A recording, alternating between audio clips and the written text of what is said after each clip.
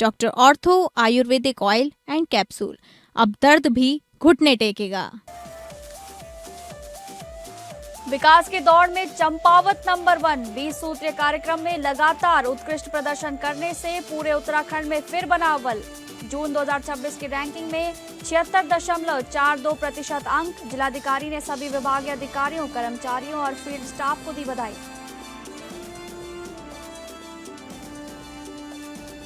बागेश्वर में सरकारी स्कूल के प्रधानाचार्य की हत्या। प्रधानाचार्य की हत्या के बाद शिक्षा विभाग कटघरे में।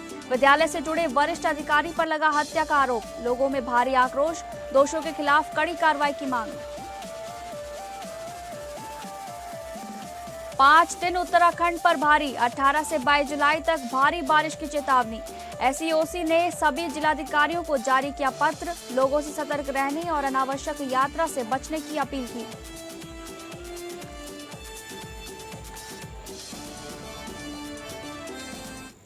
नमस्कार, आप सभी का बहुत बहुत स्वागत है उत्तराखंड न्यूज में।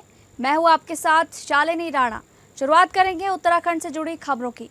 उत्तराखंड में विकास का नया मॉडल बनकर उभर रहा है चंपावत। भारत सरकार के महत्वाकांक्षी 20 सूत्रीय कार्यक्रम के क्रियान्वयन में चंपावत ने एक बार फिर पूरे प्रदेश में पहला स्थान हासिल किया है। जून 2026 की रैंकिंग में जिले ने 76.42% अंक प्राप्त कर विकास योजनाओं के प्रभावी क्रियान्वयन का नया कीर्तिमान स्थापित किया है। मुख्यमंत्री पुष्कर सिंह धामी के मार्गदर्शन और जिलाधिकारी मनीष कुमार के नेतृत्व में चंपावत लगातार विकास के नए आयाम स्थापित कर रहा है। वित्तीय वर्ष 2026-27 के जून माह की समीक्षा में जिले ने 40 श्रेणीबद्ध मदों में 30 में ए ग्रेड हासिल किया है। इसके अलावा 3 मदों में बी, 1 में सी और 6 मदों में डी ग्रेड प्राप्त कर कुल 123 में से 94 अंक अर्जित किए। इस शानदार प्रदर्शन के साथ चंपावत ने 76.42% अंक हासिल कर प्रदेश में पहला स्थान प्राप्त किया। वहीं पिथौरागढ़ 70% से ज्यादा के साथ और चमोली 72.65% अंक लेकर तीसरे स्थान पर रहा। इस उपलब्धि पर जिलाधिकारी मनीष कुमार ने सभी विभागीय अधिकारियों, कर्मचारियों और फील्ड स्टाफ को बधाई दी और कहा कि प्रशासन का लक्ष्य केवल रैंकिंग में शीर्ष पर रहना नहीं, बल्कि सरकार की प्रत्येक जन कल्याणकारी योजनाओं का लाभ अंतिम व्यक्ति तक पारदर्शिता, गुणवत्ता और समयबद्धता के साथ पहुंचाना है। उन्होंने अधिकारियों को निर्देश दिए कि इसी समर्पण और बेहतर कार्य संस्कृति के साथ आगे भी विकास योजनाओं का प्रभावी क्रियान्वयन सुनिश्चित किया जाए, ताकि चंपावत प्रदेश में अपनी अग्रणी पहचान बनाए रखे। लगातार शीर्ष प्रदर्शन ये दर्शाता है कि चंपावत विकास योजनाओं के क्रियान्वयन में नई मिसाल कायम कर रहा है। अब निगाहें आने वाले महीनों की रैंकिंग पर होंगी कि क्या ये जिला अपनी ये उपलब्धि बरकरार रख पाता है या नहीं।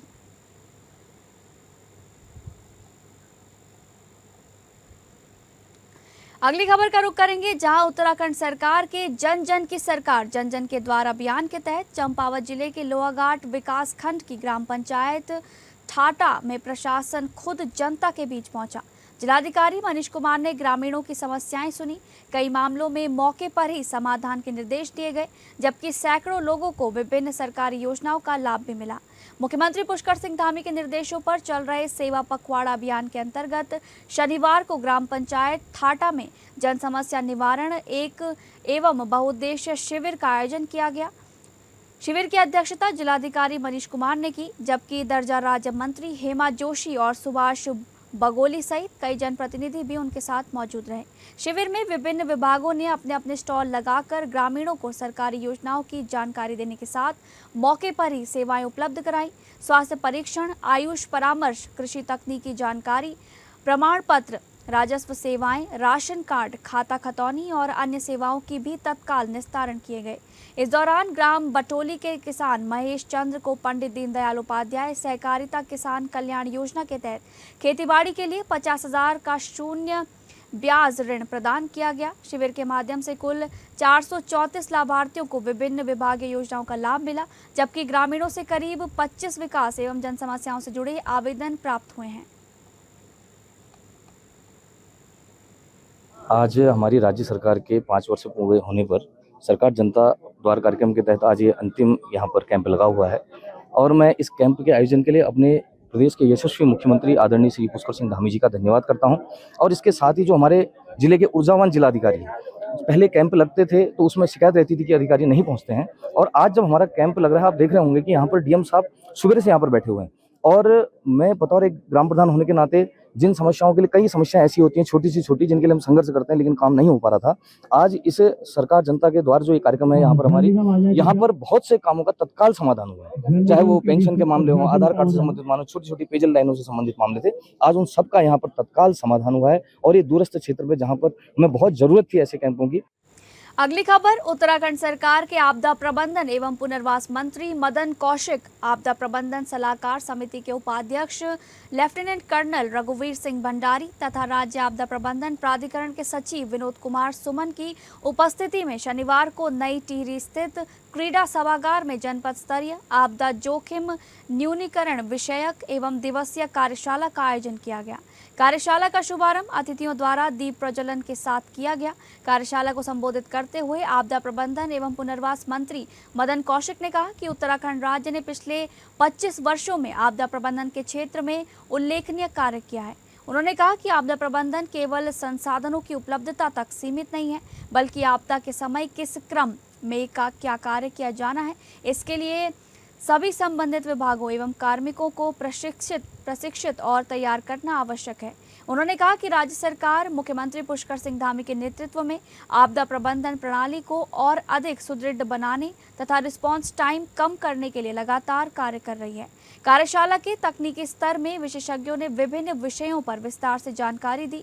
डॉक्टर पूजा राणा ने सचेता सुरक्षा का राष्ट्र रडार एवं एकीकृत संचार प्रणाली, डॉक्टर पीडी माथुर ने आपदा जोखिम न्यूनीकरण के फ्रेमवर्क एवं लक्ष्यों, डॉक्टर वेदिका एवं रॉबिन अग्रवाल ने IRS के प्रभावी क्रियान्वयन तथा रोहित एवं धर्मेंद्र ने आपदा प्रबंधन से संबंधित पोर्टल एवं मोबाइल ऐप के उपयोग की जानकारी साझा की।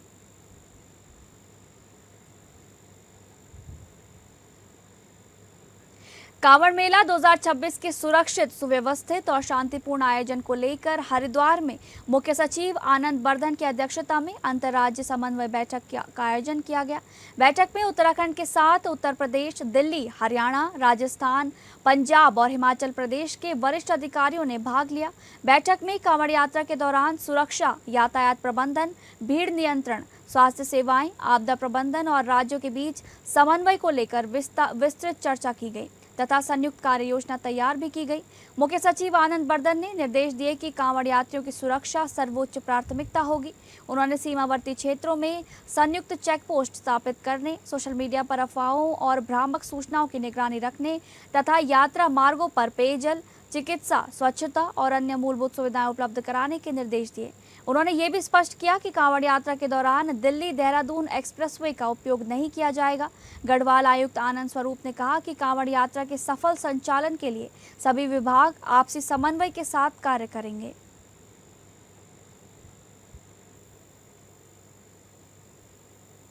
अगली खबर, उत्तराखंड के सीमांत जनपद चंपावत और पिथौरागढ़ के लोगों के लिए एक बड़ी और ऐतिहासिक खुशखबरी सामने आई है। टनकपुर पिथौरागढ़ ऑल वेदर राष्ट्रीय राजमार्ग पर वर्षों से हादसों और लंबे जाम की वजह बना स्वाला डेंजर जोन अब पूरी तरह सुरक्षित हो गया है। मुख्यमंत्री पुष्कर सिंह धामी के लगातार प्रयासों और प्रशासन की प्रभावी मॉनिटरिंग के बाद इस संवेदनशील क्षेत्र का सुधारीकरण कार्य पूरा कर लिया गया है। अब इस मार्ग पर 24 घंटे निर्बाध यातायात संभव होगा। टनकपुर पिथौरागढ़ राष्ट्रीय राजमार्ग का स्वाला डेंजर जोन लंबे समय से यात्रियों के लिए सबसे बड़ी चुनौती बना हुआ था।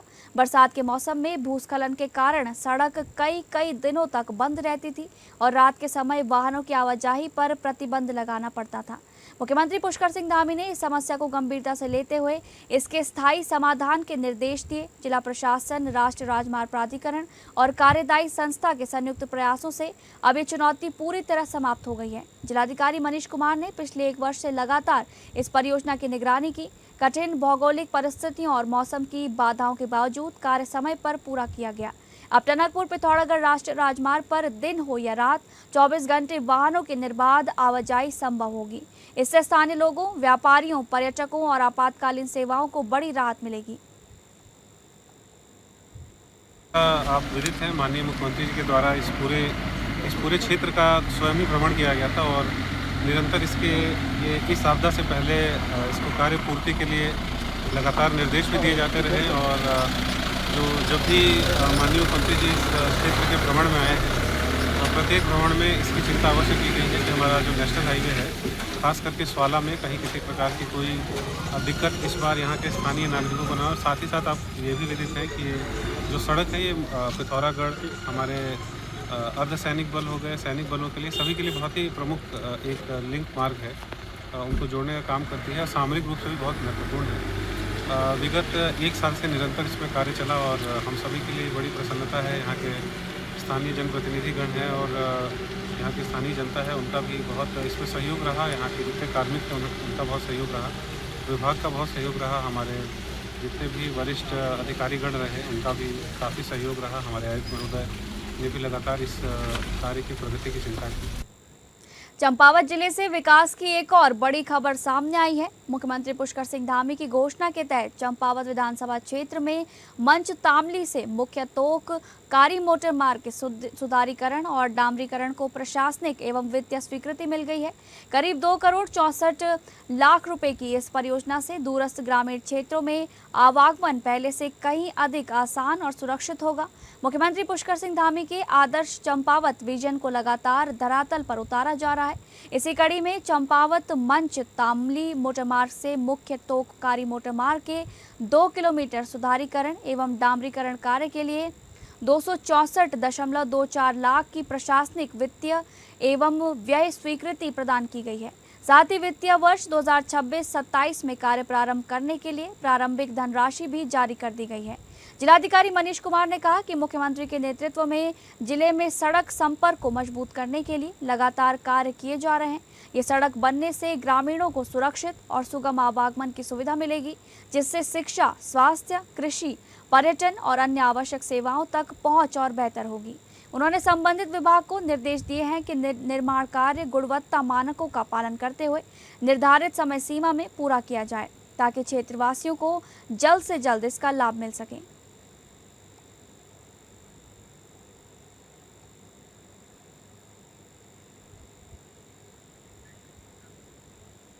चंपावत जिले में पशुपालकों को उनके गांव के समीप बेहतर स्वास्थ्य सुविधाएं उपलब्ध कराने की दिशा में एक और महत्वपूर्ण पहल करते हुए राजकीय पशु चिकित्सालय सिप्टी द्वारा चंपावत ब्लॉक के ग्राम पाली में 1 दिवसीय पशु चिकित्सा शिविर का आयोजन किया गया। जिलाधिकारी मनीष कुमार के दिशा निर्देशानुसार आयोजित इस शिविर में बड़ी संख्या में ग्रामीण पशुपालकों ने भाग लेकर विशेषज्ञों से उन्नत पशुपालन की जानकारी प्राप्त की। मुख्य पशु चिकित्सा अधिकारी डॉक्टर वसुंधरा गब्रियाल ने बताया कि शिविर का उद्देश्य ग्रामीण क्षेत्रों में पशु चिकित्सा सेवाओं को सुलभ बनाना और पशुपालकों को आधुनिक पशुपालन तकनीकों से जोड़ना है। इस दौरान किसानों को सरकार की विभिन्न कल्याणकारी योजनाओं, विशेषकर किसान क्रेडिट कार्ड योजना की विस्तृत जानकारी देकर अधिक से अधिक लाभ उठाने के लिए प्रेरित किया गया। विशेषज्ञों ने मानसून के दौरान पशुओं में फैलने वाले संक्रामक रोगों, परिजीवियों और अन्य मौसमी बीमारियों से बचाव के उपायों की जानकारी दी तथा पशुओं के रखरखाव, साफ सफाई और संतुलित आहार पर भी विस्तार से चर्चा की। शिविर में कुल 37 बीमार पशुओं का स्वास्थ्य परीक्षण कर उनका उपचार किया गया और आवश्यक दवाइयां वितरित की गईं। वहीं 30 बकरियों को दवापान तथा 40 बकरियों को दवा स्नान कराकर उन्हें मौसमी बीमारियों एवं परजीवियों से सुरक्षित रखने की पहल की गई।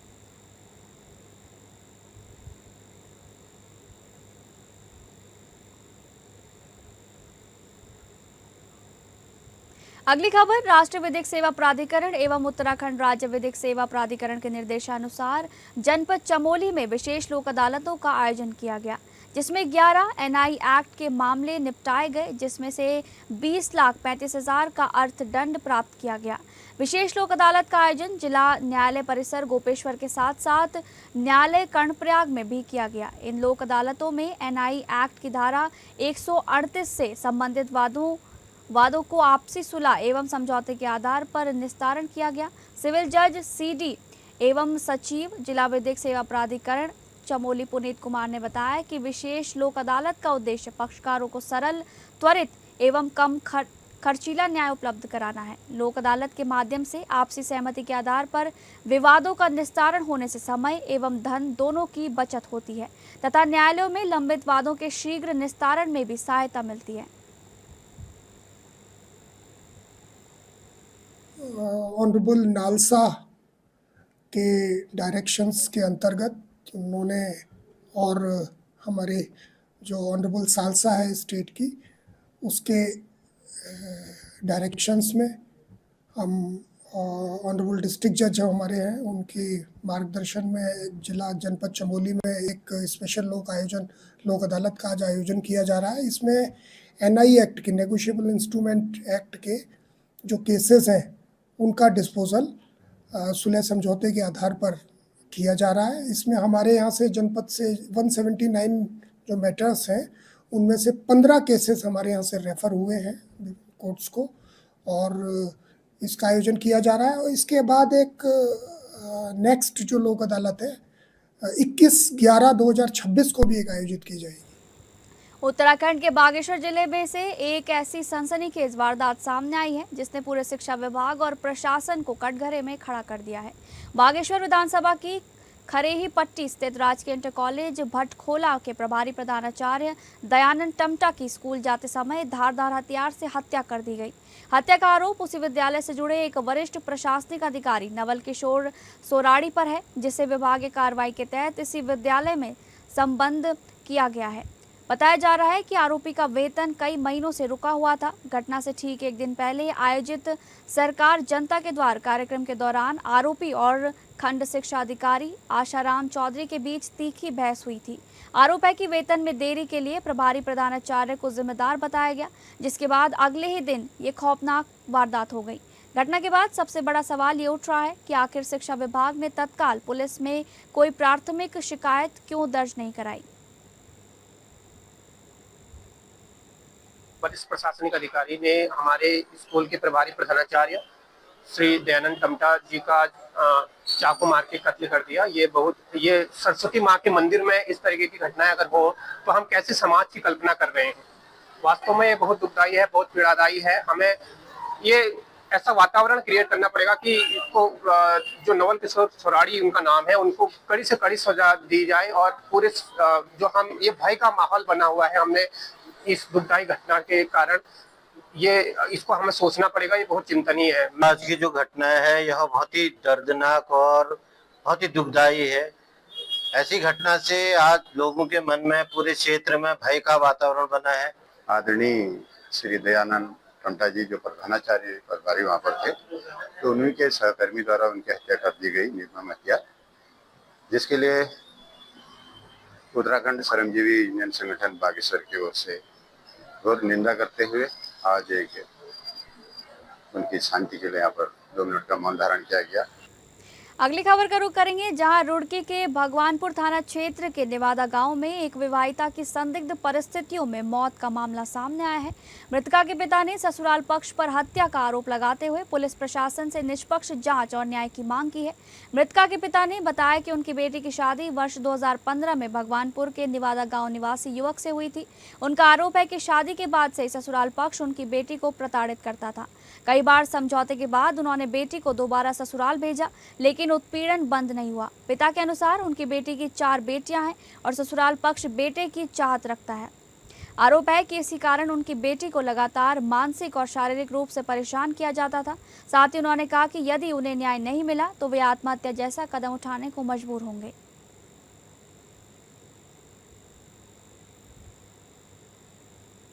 अगली खबर, जनपद चंपावत में अवैध शराब के खिलाफ चलाए जा रहे ऑपरेशन प्रहार के तहत चंपावत पुलिस को बड़ी सफलता मिली है।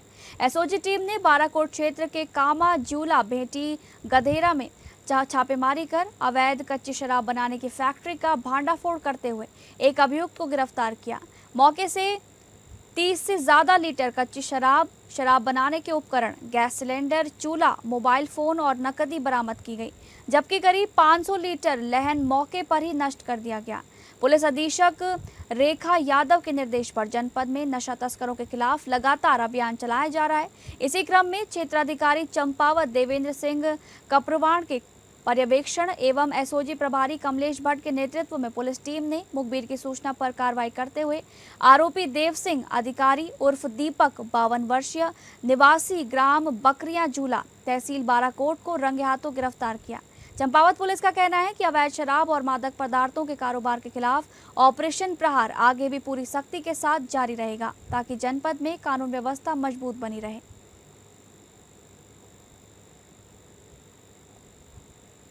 अगली खबर उधम सिंह नगर शहर के तिरंगा चौराहे पर हाल ही में खुले शराब के ठेके का विरोध तेज हो गया है। भीम आर्मी के पूर्व जिला अध्यक्ष सत्येंद्र कुमार अपने समर्थकों के साथ धरने पर बैठ गए और ठेके को तत्काल हटाने की मांग की।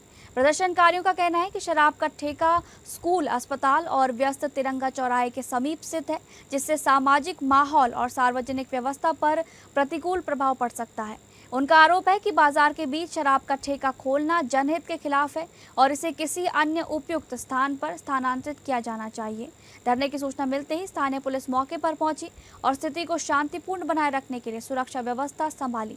वहीं आबकारी अधिकारी ब्रजेश जोशी ने बताया कि प्रथम दृष्टया शराब का ठेका निर्धारित मानकों के अनुरूप प्रतीत होता है। हालांकि यदि किसी प्रकार की शिकायत या नियमों के उल्लंघन की पुष्टि होती है तो विभाग मामले की जाँच कर नियमानुसार कार्रवाई करेगा। लोगों ने आज 13 जून को एक पत्र दिया था, ये रिसीविंग है एसडीएम कार्यालय का। ये पत्र देके इसमें मांग किया था कि सितारगंज के मुख्य तिरंगा चौराहे पर, बिस्टी चौराहे पर अंग्रेजी और देसी शराब को हटाने के संदर्भ में हमने दिया था कि ये चीज़ें हमारी आपत्ति हो रही हैं और इस पर हमारा विरोध ये है कि तिरंगा जस्ट ऊपर है और जस्ट उसके नीचे दारू है। देखिए, हर चीज़ें मानक में नहीं होती, कुछ चीज़ें जो है एक विवेक भी होता है और उस विवेक का भी ध्यान रखना होता है। लेकिन बगल में ही स्कूल है, ये कह रहे हैं 100 मीटर पे स्कूल है, क्या इनके दायरे में 100 मीटर लिखा हुआ है? 200-250 से 500 का भी दायरा है, तो बगल में स्कूल है, वहाँ इंटर के बच्चे, लड़कियाँ पढ़ के निकलती हैं, बच्चे निकलते हैं। सामने उसी के जस्ट सामने 100 मीटर पे क्या है? वहाँ पे हॉस्पिटल है, वो भी न जाने 100 मीटर की दूरी है नहीं है, हॉस्पिटल है। हाँ, लेकिन उनको भी ये बात पता है और वो भी कह रहे हैं कि जन भावना को देखते हुए वो स्थानांतरित कर दिया जाए। यहाँ से थोड़ा जाम लगता है, उसकी जाँच करेंगे, फिर देखेंगे आगे की कार्रवाई क्या होती है ना। यहाँ से 100 मीटर से अधिक दूरी पे है, जो मानकों का रूप है, ऐसा नहीं है कि उसको हमने मानकों का रूप गलत ढंग से चला गया है। 100 मीटर से अधिक दूरी पे।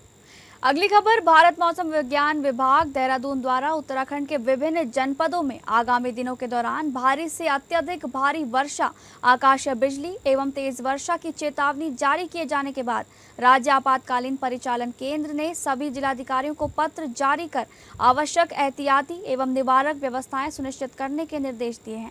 पत्र में 18 से 22 जुलाई तक जारी मौसम चेतावनी के अनुरूप जनपद स्तर पर सतर्कता बढ़ाने, संवेदनशील क्षेत्रों की निरंतर निगरानी रखने तथा राहत एवं बचाव दलों को पूर्ण रूप से तैयार रखने के निर्देश दिए गए हैं। 19 जुलाई को मौसम विभाग ने नैनीताल, चंपावत एवं उधम सिंह नगर जनपदों के लिए रेड अलर्ट जारी किया है। 20 जुलाई को देहरादून, हरिद्वार एवं टिहरी जनपदों के कुछ क्षेत्रों के लिए रेड अलर्ट जारी किया गया है, जहां भारी से बहुत भारी वर्षा के साथ कहीं कहीं अत्यंत भारी वर्षा होने की संभावना है। वहीं देहरादून, हरिद्वार, नैनीताल, टिहरी, उत्तरकाशी एवं पौड़ी के लिए ऑरेंज अलर्ट जारी किया गया है। 21 जुलाई को देहरादून एवं बागेश्वर जनपद में भारी से बहुत भारी वर्षा तथा आकाशीय बिजली के साथ अत्यंत तीव्र वर्षा की संभावना को देखते हुए ऑरेंज अलर्ट जारी किया गया है, जबकि टिहरी, रुद्रप्रयाग, उत्तरकाशी, नैनीताल, चमोली एवं पिथौरागढ़ जनपदों में भारी वर्षा की संभावना के कारण येलो अलर्ट प्रभावी रहेगा। 22 जुलाई को उत्तरकाशी, रुद्रप्रयाग, चमोली, बागेश्वर एवं पिथौरागढ़ जनपदों में भारी वर्षा की संभावना के दृष्टिगत येलो अलर्ट जारी किया गया है। इसके साथ ही राज्य के अधिकांश हिस्सों में गरज चमक, आकाशीय बिजली एवं तेज वर्षा का दौर जारी रहने की संभावना जताई गई है। सचिव आपदा प्रबंधन एवं पुनर्वास विनोद कुमार सुमन ने बताया कि मौसम विभाग की चेतावनी को देखते हुए सभी जिलाधिकारियों को संवेदनशील क्षेत्रों पर विशेष निगरानी रखने, जिला आपदा परिचालन केंद्रों को 24 घंटे सक्रिय रखने, राहत एवं बचाव दलों को तैयार रखने तथा भूस्खलन संभावित मार्गों पर आवश्यक मशीनरी एवं संसाधनों की उपलब्धता सुनिश्चित करने के निर्देश दिए गए हैं।